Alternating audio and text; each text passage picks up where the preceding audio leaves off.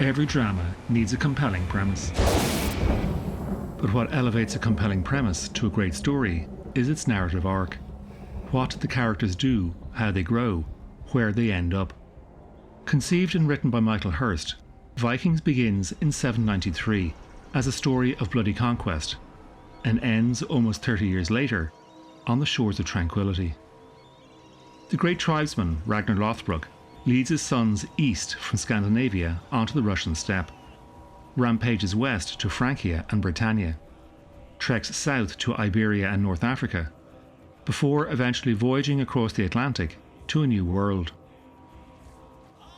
Over the course of 6 seasons, Hirst delivers an epic sweep that brings the pagan Norsemen into contact with Christianity and Islam, and carries audiences from thunderous battles to a state of peace and serenity. That is the great arc of Vikings.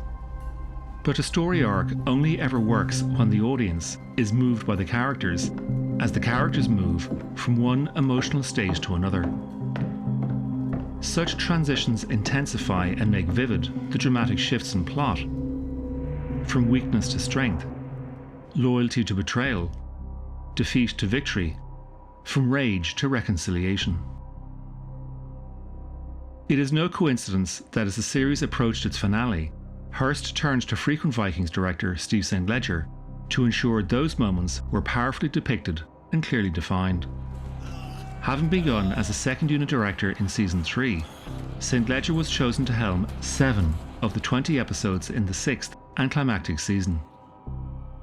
In previous essays, I detailed how St. Ledger enhances the conflicts by drawing inspiration from cinema's great storytellers. In this essay, I aim to show how St. Ledger so successfully visualizes the emotional transitions that audiences the world over react to the very same moments in the very same way. This is so beautiful. This whole thing is so beautiful. From premise to arc to visual precision, that is the great art of storytelling. Perhaps the greatest character arc in Vikings sees the transformation of Ivar the Boneless. Born with what would now be diagnosed as osteogenesis imperfecta, brittle bones, as a child, Ivar was mocked and abused. His father Ragnar even tried to kill him. Growing into adulthood, Ivar carried other wounds: jealousy, bitterness, and raging vengeance. Yet it was rage that transformed Ivar the Boneless into a great warrior, a leader of men, and inspiration to armies. Along the way, he murdered his brother Sigurd, his own wife Freydis, and declared his intention to wipe out an entire civilization. All this because he considered himself a god. Bring on the sacrifice! But like so many great warriors, even Ivar eventually succumbed. But it is how he met his death that surprised and moved audiences. In the script, Ivar sees Hvitserk injured during the battle against King Alfred. Risking his own life, Ivar enters the fray so his brother can retreat to safety. Ivar urges his warriors to keep fighting, declaring that he himself is not afraid to die. No sooner has he said that than he is met by his assassin. Don't be afraid. But it is how St. Ledger stages the scene, and in particular, the lens he uses that ensures the full range of the scene's emotions are deeply felt. Despite the scale of the violence, St. Ledger generates intense empathy for Ivar, one of television's great villains. He not only brings the character's great arc to its close, St. Ledger also crystallizes one of Vikings' iconic moments. Yeah, well, you just don't feel it. If you shoot everything on a long lens, then it's sort of observing it from a distance. And there's a lot of fluidity to that, but with that, you don't have any punctuation. And you need to punctuate the moments. And the way I do that is to get in close on wider lenses, in closer to the face. Sort of like on a 24mm lens, or that sort of size lens, but in close to the face of the actors. Sort of like John Cassavetes style, you know? I'm afraid. I'm afraid. Oh, it's another one.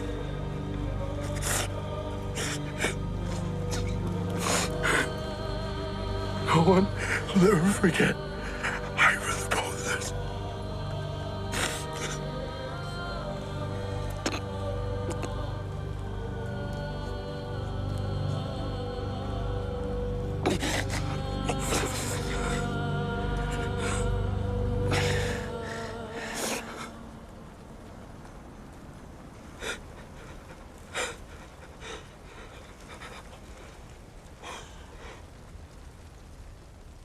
This profound and surprising intimacy lets us in to see Ivar's suffering, his fear, his vulnerability. We have travelled the contours of his journey, experienced all his tumultuous terrors and triumphs.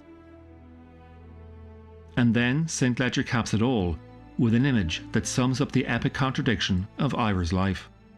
Strength and frailty, mortality and eternity, the crutch marks not just the place of Ivar's death, but also stands as a fitting epitaph to a man riddled with contradiction.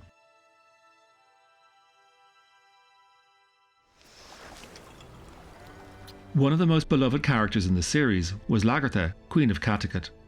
Once married to Ragnar, she warded off many attacks from would-be assassins and rapists. Yet, despite that strength, she was prone to poor judgment, which resulted in her marrying Earl Sigvard, a man of psychotic violence. Lagertha escaped him by murdering him in public, and I think that is what endeared her to audiences. Here was a figure of immense resilience, but who was also quite vulnerable. And in a way, her continued vulnerability defined her resilience.